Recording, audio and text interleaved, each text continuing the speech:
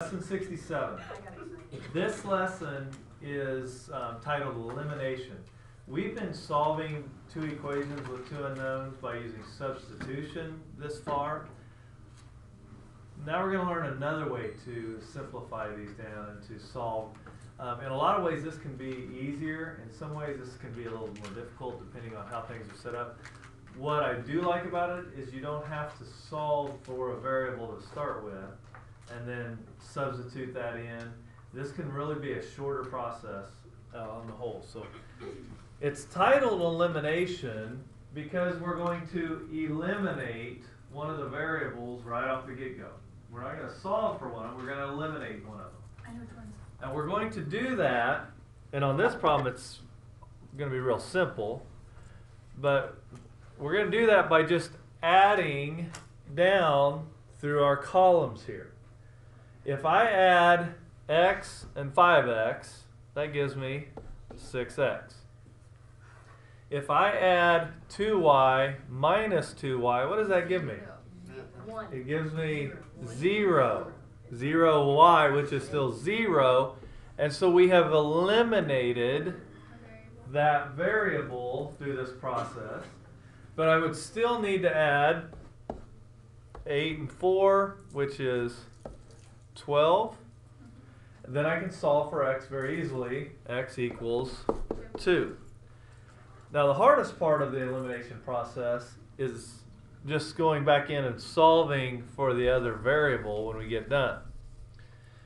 So taking your x, I'm just going to use this one, and plug it in for one of your x's. So 2 plus 2y equals 8. So subtract 2, subtract 2, 2y equals 6, y equals 3. And so your answer is 2, 3. So this is just a different way to do it. It's a different way to do it rather than having to solve for one of your variables and then substituting it back in. So, And with the directions will tell you which way they want you to do that. And I want you to do it the way the directions tell you. Now in a month, if they're still doing that, I may say you can do it whichever way you want. Okay? But for now, But I don't want to do it the other way because you don't know how. you're going to learn. Yes? Okay, how? No, you won't. Yes, I will. You have them both down. And then we'll learn a third way later.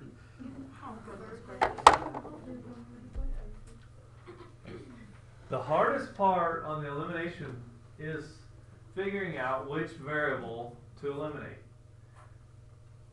And that doesn't even have to be that hard if you'll look and see which variable already has opposite signs. Why? In this one, it's y. Now if I took negative y plus 4y, that wouldn't eliminate each other, would it? It would just give me a value of 3y. So we have to manipulate, we have to make this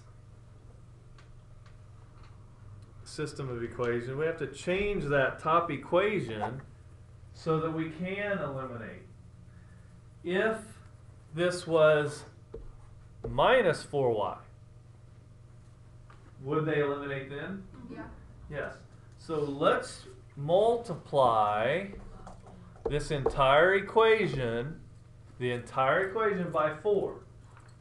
Okay? Then that would give us 8x minus 4y equals 52. Thank you. Now I'm going to add my 8x and 3x. 8x and 3x is 11x. And then add 52 and 3 is 55. X equals 5. And then it doesn't matter which one of the two equations you plug the 5 back in. I'll just do it for this one. So 3 times 5 plus 4y equals 3. That's 15 plus 4y equals 3. So subtract 15. 4y equals negative 12. Y equals negative 3. So you order pair 5, negative 3. There's more arithmetic solving for the second variable than there is anything else on these. It really is very simple to get that first variable solved for through elimination.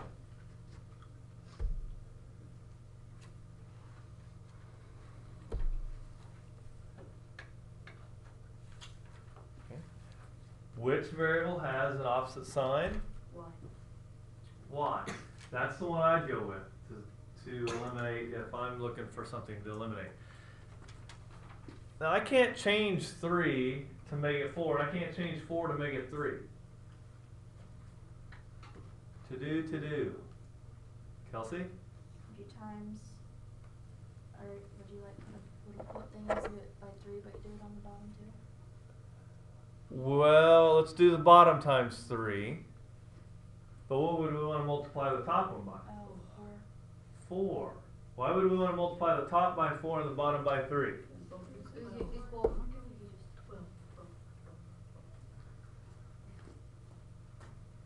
What? I don't get what you just did. What I'm trying to do is get a common factor, a common But coefficient. where do you get the 4 and 3?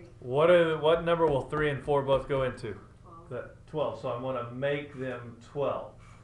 So I'm going to rewrite each of these on this one. So 4 times 2 is 8x, and then minus 12y equals, and don't forget to take it through the last term as well. And then 3 times 3 is 9x plus 12y equals negative 54. Yes. Yeah. 54.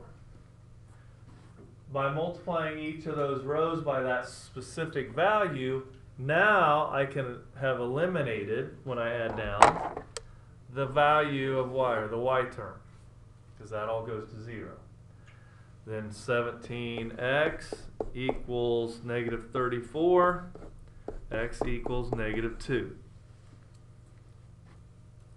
And you just add it. And then put that into one of these two. I'm going to put it in the top one this time. So 2 times negative 2 minus 3y equals 5.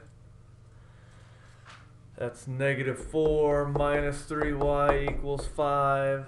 Add 4, negative 3y equals 9, y equals negative 3. So you have the order pair negative 2, negative 3.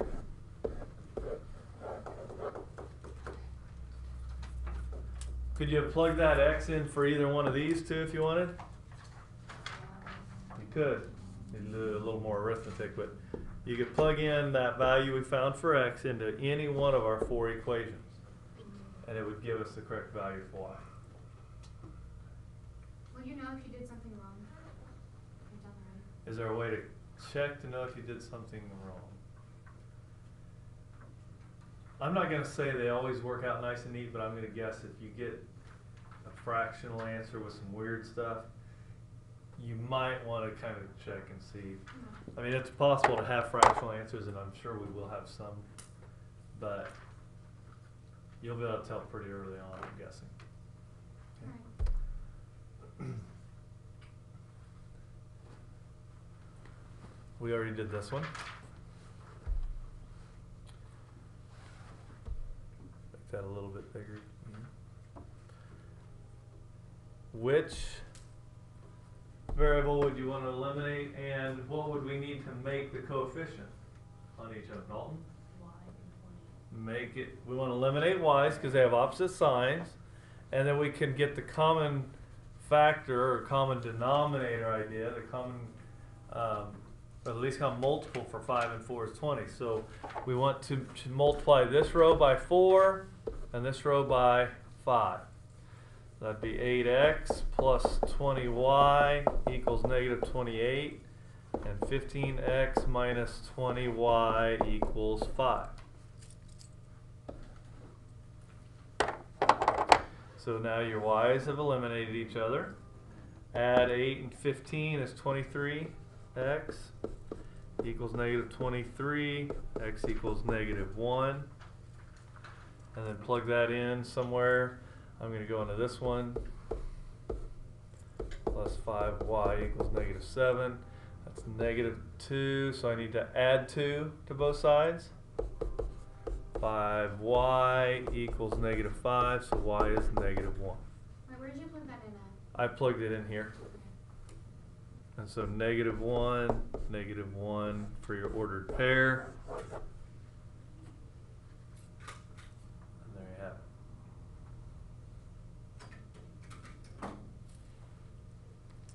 it. I think there's one more situation that adds just one more spice to it, but maybe it's not going to show us that today. Maybe we're not going to have that yet. Okay. I'm going to look ahead just to make sure I didn't skip it.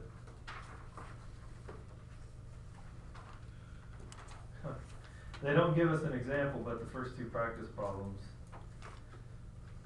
are both that way. So let me show you practice A.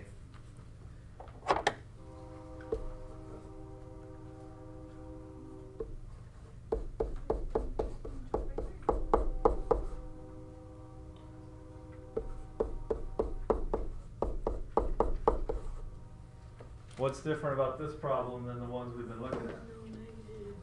There aren't any negative signs, are there? We don't have any opposite signs to begin with. When you don't have opposite signs, then it's your choice. Which variable do you want to eliminate? Y. Eliminate the y still. What number would we need to make it? -4. We need to make it 12. Well, we need to make one of those a -12. So we would have to, Why is that? so that they would eliminate. They have to be opposites. So it doesn't matter which one of these we multiply by a negative, but we need to do it by one. So Jack, which one are we going to multiply by a negative by? Top one or the bottom one? Top one. Okay. So you have to pick one of them so that it ends up giving us opposite signs. So -3 times 3x, that's -9x, minus 12y equals 21. And then 8x plus 12y equals -24. Now your y's eliminate each other and you have a negative, that's an x. Negative x equals -3, so x equals a +3. And then you take that, plug it in for one of them, doesn't matter. I'm going to go to here, 3 times 3, excuse me, plus 4y equals -7. That's a 9, so subtract 9, 4y equals -16, y equals -4. So the ordered pair, 3, -4 would be your answer on that.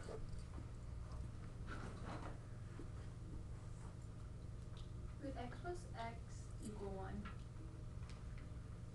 X plus x would be 2x. Could you have eliminated the x's on this? You could have eliminated them by making them 6 and then multiplied one of those by a negative. That would have been the same answer. Uh-huh. It'll work out the same. Just be sure, and this is probably the most common mistake that'll be made, is people, when they multiply this 4 through, is they forget to do it to the last part. Make sure you're taking the 3 here to all 3 of the parts. Okay? And I'm sure you'll be able to see pretty quick if you don't have something working for you. You'll end up with some. If you catch yourself doing a whole bunch of arithmetic because things aren't working, you might want to hit the woes, go back and make sure you distributed that through all the way. All right, your assignment, problem set 67, 1 through 30. Let's go ahead and do the same thing for you guys I did the other class, just in case. If you happen to be gone tomorrow, or choose to be gone tomorrow, whatever your situation is, this is still due Thursday. Okay? So if you're sick tomorrow and come back Thursday, this is due Thursday. I'm not going to cut you any slack on that. What are we doing tomorrow?